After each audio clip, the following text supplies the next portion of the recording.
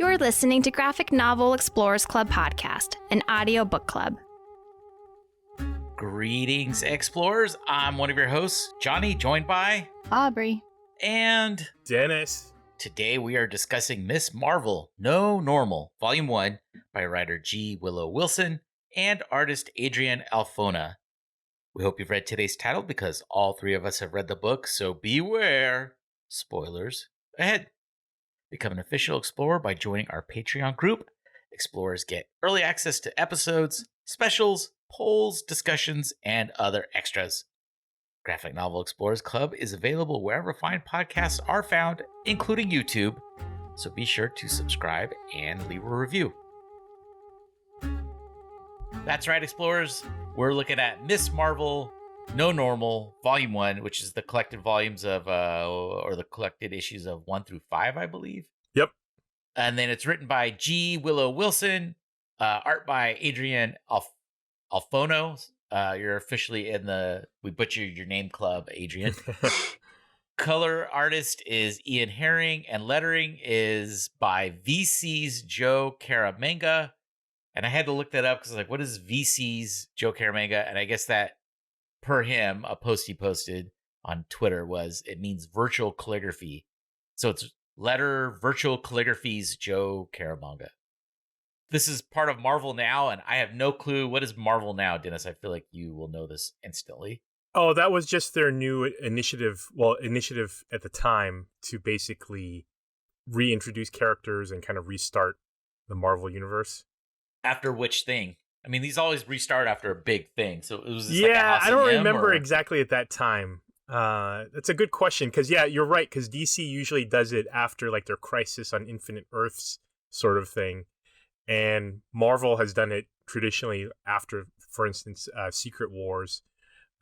Sometimes they don't have as many Secret Wars as they do Infinite Earths. But yeah, I can't remember if it was after something in particular, but it was basically their new initiative to kind of reboot everything, do a new #1 issue for a lot of stuff. And yeah. Because this is from about a decade ago, right? Now it is. For this book?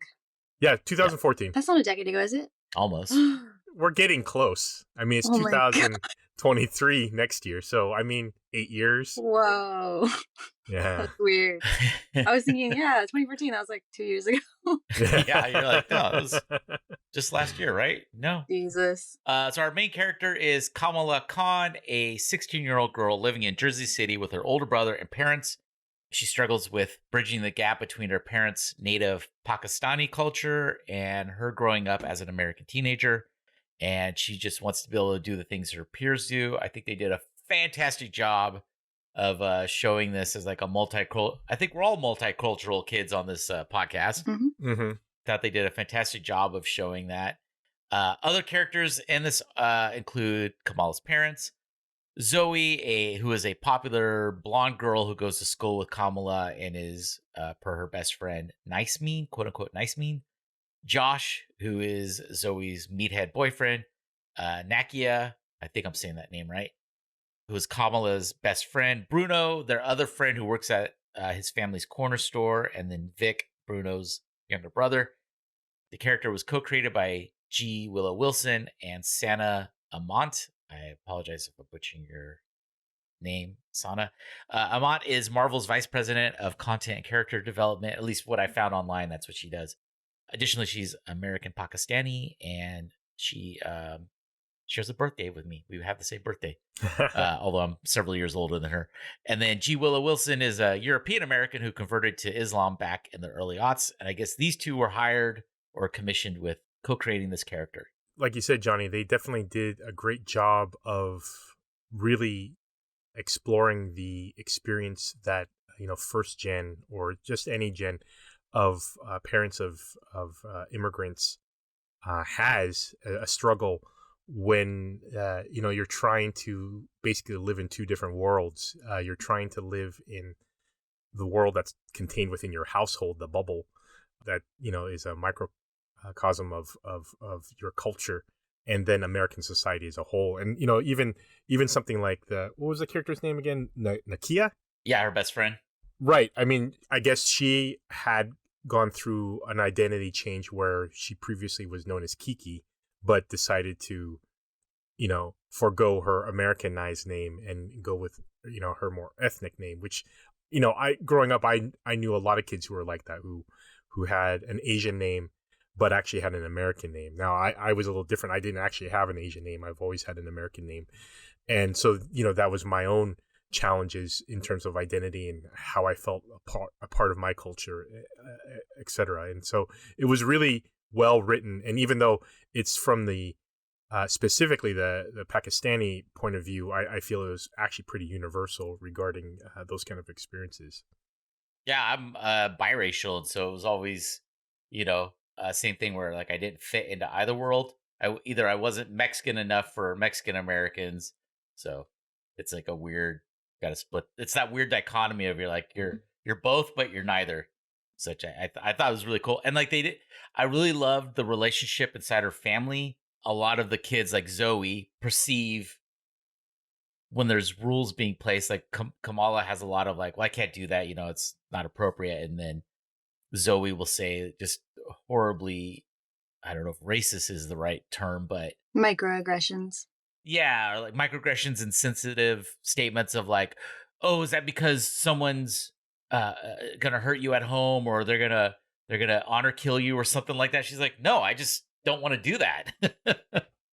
I thought that they did a fantastic job of kind of showing that mix of like, you've got your feet in two different worlds, basically.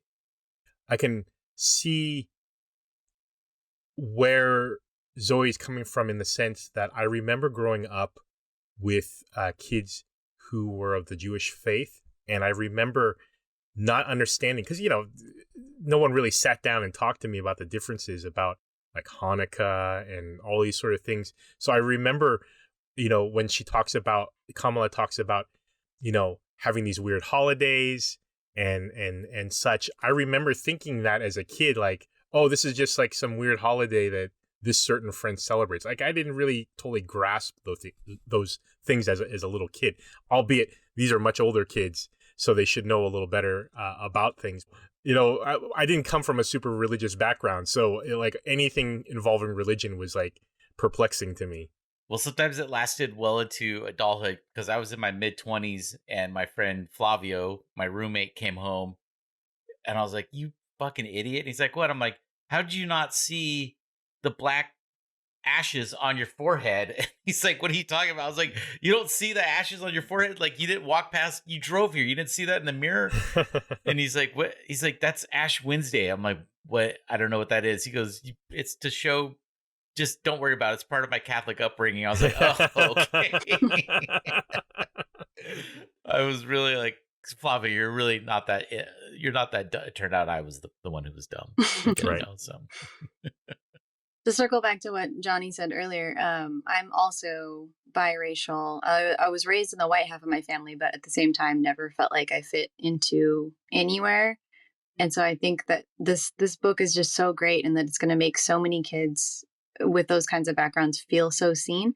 But even more special is that I feel like because of the American experience, I think even kids who don't have that experience are going to feel seen by it, because of the way the American culture is set up. Just, it's so obsessed with othering people and like making people feel like they don't belong. Right. Which has always been a big thing with comic books, and like they're created by nerds who like felt pushed to the edges of society. That's what it's all about. And this is like a perfect modern version of that can appeal to even more people. 100%. And, I really could identify with Kamala's desire not to be the other, right? To fit in so much. And if only I was like this, if only I looked like this. Well, that was like her power. Like she gets her power, which is her body, it's not like Mr. Fantastic where it can stretch all crazy lengths, but her body will almost like adapt to whatever she's thinking. Polymorph. Yeah, polymorph. That's it. Yeah, thanks. Polymorphic alloy. She tries to hide her identity the first time she rescues someone, and she instantly looks like Captain Marvel with blonde hair and is Caucasian, and I love the journey of her just eventually getting comfortable I'm what I should be. I'm who I should be. This is who I should look like myself, like my identity when I go out and rescue people. I shouldn't adopt someone else's identity. So I really like how they did that in the book. Yeah, when she first turned into Captain Marvel and was like blonde and everything, I like literally yelled at the book. I was like, "No, she's gonna be blonde!" Like the whole point is like acceptance, and then I was like, "Oh, duh! I just have to keep reading." And I appreciated that they recognized like how they tied in to that her name is Ms. Marvel, because Ms. Marvel was Captain Marvel's identity beforehand. So she adopted Captain Marvel's former look of Ms. Marvel, which was that whole outfit with the scarf around and the look. And I appreciated that, she wanted this. She wanted the thigh-high boots. She wanted all of that because she thought that would make her feel comfortable. And then when she actually was able to wear it, she was like, this is giving me a wedgie. I don't like this at all. This is not comfortable. And so, yeah, exactly. She slowly morphed from Ms. Marvel to Captain Marvel, and then realized she needed her own identity, and then eventually came up with her own outfit. And then, yeah, compliments to the artists throughout this whole journey of just the art was fantastic, and how she transformed and everything. You really could empathize and feel for the character in terms of her anxiety and, just feeling uneasy in her skin until she was able to realize her final form. Movies and feelings. Pop, pop. Bring Your Own Popcorn is a podcast that dives into people and the movies who love them. Let us preach to your choir or stoke your ire as we spiral down memory lane with cult classics, Jurassics, and other genres that rhyme with traffic. What we lack in education, we make up for with comedy, compassion, and camaraderie. I'm your host, Mixtape Majesty, inviting you to join me and an assortment of wonderful guests on fine podcast apps everywhere. Bring your own popcorn. What was that miss? So the story. She goes to a party. She sneaks out. She's not supposed to. Her parents are like, no, you can't be sneaking out and going off with boys. And I feel like anybody with a parent at that age, I remember my sister wanted to go to a party, and my mom was like, hell no, you're 15 years old. You're not going to a party. So she sneaks out, goes to this party against her parents' wishes, and then a mist falls over the entire area that they're in New Jersey. Oh, yeah. And I was like, what is this mist? I at one point, she said it made me feel inhuman or something like that. So I feel like it must be related to the Inhumans, because the Inhuman was all in black, like thick, bold lettering. Yeah, they could have done a better job of explaining that, or do one of those little asterisk things that comics like to do.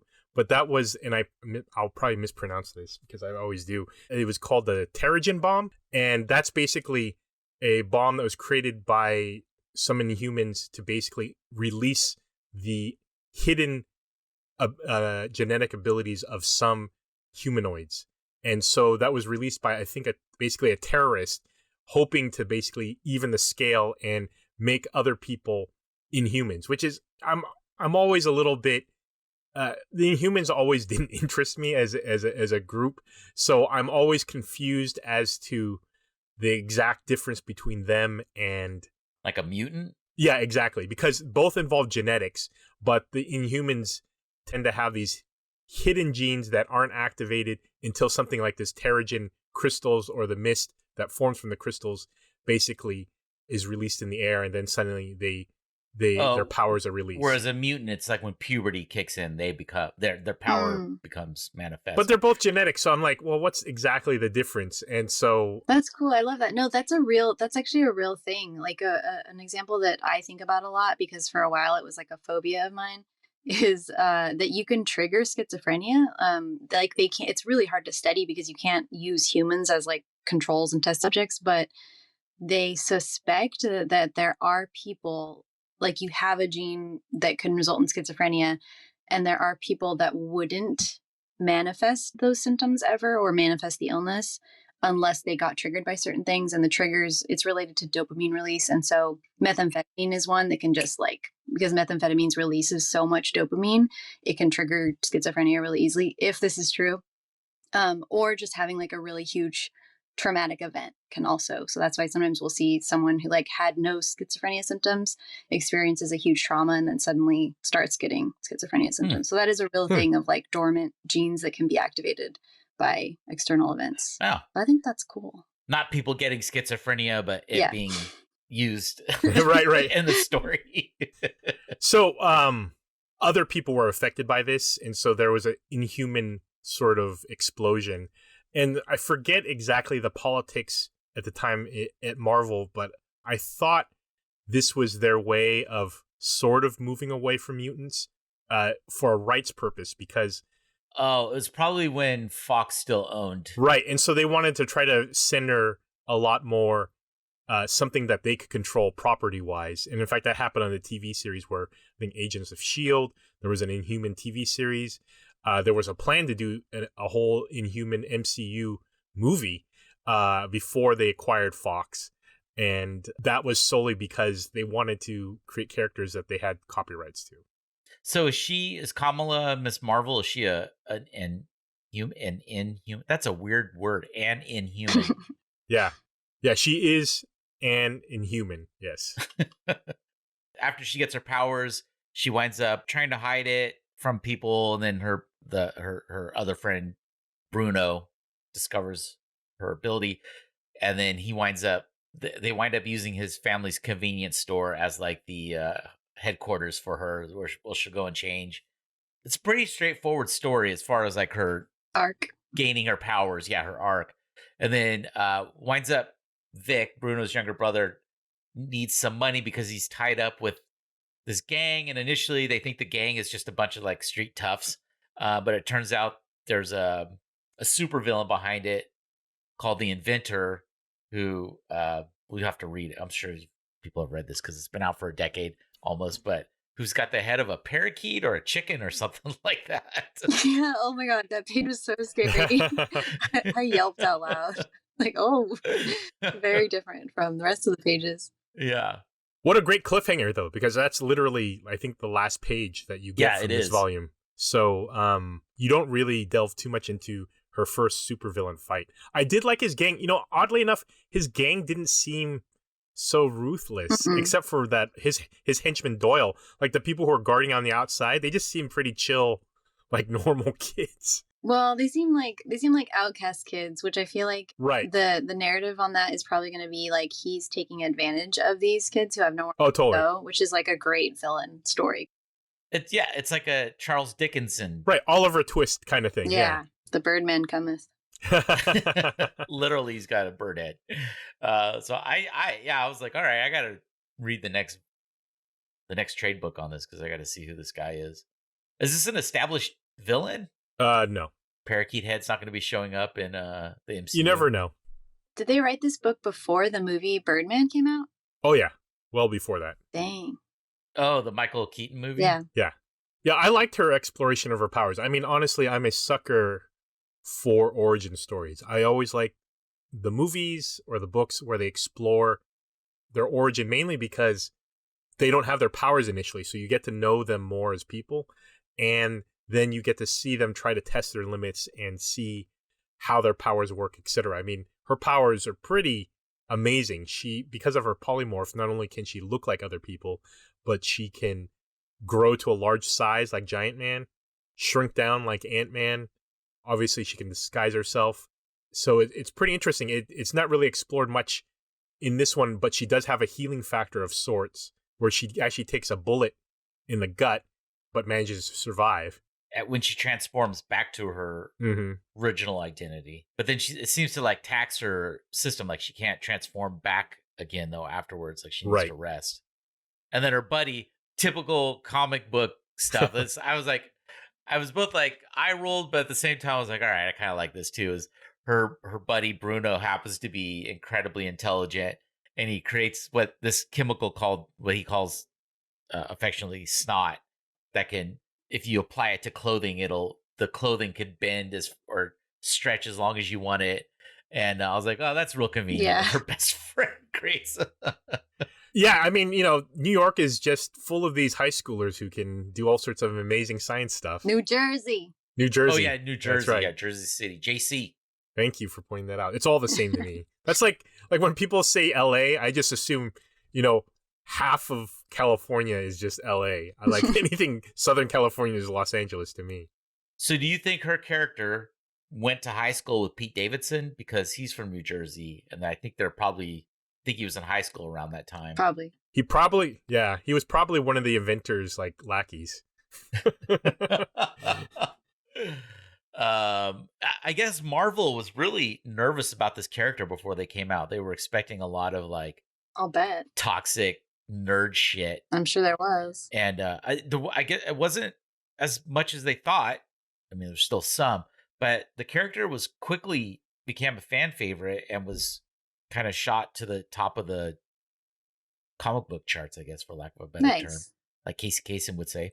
Yeah, I guess there wasn't as much controversy around the characters as I thought, and I think that's a large part to Sana and Willow, the two co-creators, but then also just Willow Wilson's writing. She just did such a good job of creating an empathetic character. I really liked this character a lot. I was shocked. I was like, I'll read it. It'll be okay. And I just, I'm not a big fan of Capes and Cow's comics books. And I loved it from the very first page. I almost texted you guys, like, I love this already. Yeah. Like, just the from the very first page, the art, the comedy, like one of the first lines is like, I'm gonna have to charge you for smells, because she's like smelling a sandwich, and just, just like right out of the gate, it's just great. They set up the characters in like one page already. I like that she's a super fan, that she writes Avengers fan fiction. Yeah, she's just amazing, and the artwork complements it so well, where it's a little bit over exaggeration comedy. I don't know how to put it well, but it's really funny. And then, just seeing her big hand and dealing with all that is just hilarious. And yeah, she's just well-rounded and well-written. And so, yeah, props to the writing people and the artist team at that time period for creating such an amazing character. And it's clear to see why, we talked about it at the beginning of the episode, but, translating this into kind of a universal experience for a lot of people who are experiencing this dual culture and giving them, someone that represents them is amazing. But like you were saying, Aubrey, it also empathizes the character and similar people, real life people, to, people who are in quote unquote the norm that are going to read this and like empathize with her. It's like, oh, okay, I see what she's going through. She plays World of Backcraft. Yeah. I also like that until she became really comfortable with herself, like her hopes and dreams of, she really wanted to become part of the Avengers or become a superhero, and so she had that stuffed pig with wings, so there was, like a call to that saying, but as soon as she really got comfortable with herself, you didn't really see that pig stuffed doll anymore. I didn't even catch that. Read it again. Okay, I will. All right. Well, I guess we're all unanimously in love with this story. Yeah, I'm very interested to see what Disney does with the character as she is coming out with her own series. I think our episode will be up after that, and her powers are different, right? Right. She's a little more like Green Lantern, whereas she's not actually changing. She has an energy field, which is somewhat related to Captain Marvel's powers in the MCU, where she can manifest energy blasts or stuff like that. Energy blasts, energy fists, that sort of thing. I'm of a mixed opinion in terms of the power change. It could be because of a budget issue, where it's like, we can't really do this justice with CGI, or maybe it's, live action just isn't the greatest platform for this kind of power. But the casting looks great.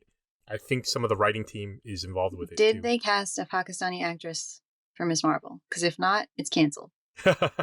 I don't know. That's a good question. I assume they did, but because they're really good about those sort of things. But Disney's not really good about those sort of things. That was a joke, right?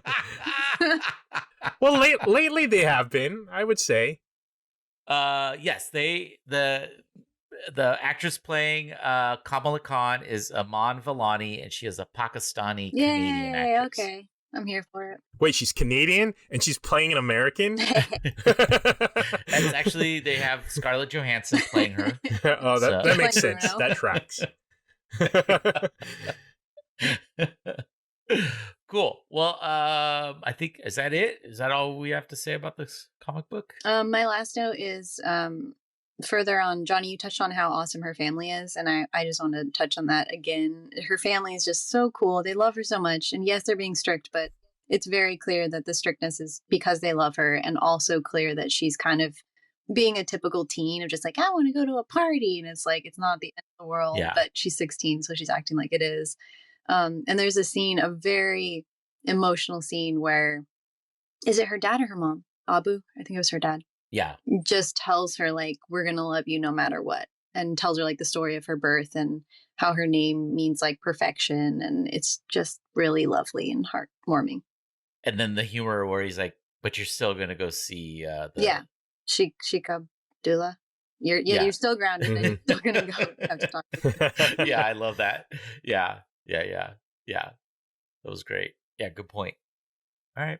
Well, Aubrey, where can people follow you and your podcast? You can follow me individually at Mixtape Majesty on Instagram and Twitter, or you can follow my podcast at Bring Popcorn Pod on Twitter, or Bring Your Own Popcorn on Instagram. There's the third and second most recent episodes. Great guests. Thank you. Thank you, Johnny and Dennis. No, your most recent one. What was her? What was? Adrian Alphona. Yeah, she was so hilarious. funny. She's great. Yeah, she needs to be famous. She's amazing. Yeah. Everyone, go listen to Bring Your Own Popcorn. It's a great podcast. Absolutely. Yay. And Dennis, what about? Well, I'll also say follow Aubrey's socials if you want to see her secret to great popcorn as well. Very true. Popcorn secrets. Popcorn secrets. Where can people follow this podcast, Dennis? Twitter and Insta at Gene Explorers Club. Cool. Thanks for listening, and we'll be back next week with a new Week in Geek. Yay. Bye. Harmonize with a fart.